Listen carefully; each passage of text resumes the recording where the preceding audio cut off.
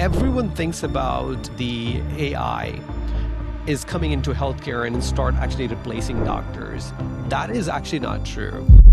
These connectors that you just talked about, the simple example is like having your mobile health, your Apple Health connected to it. So now these models are able to see how much are you walking, how well are you sleeping, and then be able to respond beyond that. That's amazing. That's very, very forward in terms of like a healthcare and then the level of care we will be able to provide. But what actually worries me the most is the LLMs do hallucinate. We haven't solved that problem as of yet.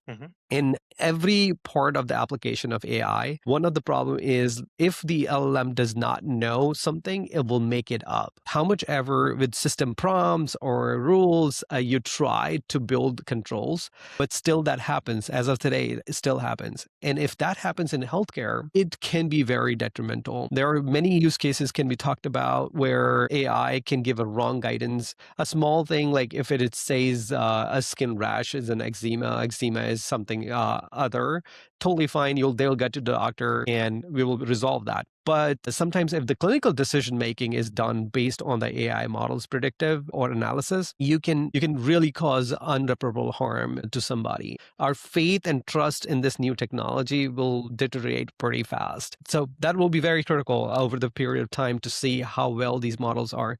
Yeah. And one more thing that comes to my mind is like when we talk about healthcare, everyone thinks about the AI is coming into healthcare and start actually replacing doctors. That is actually not true. Majority of applications up to this point were built in artificial intelligence. They were all actually solving the pieces of the puzzles.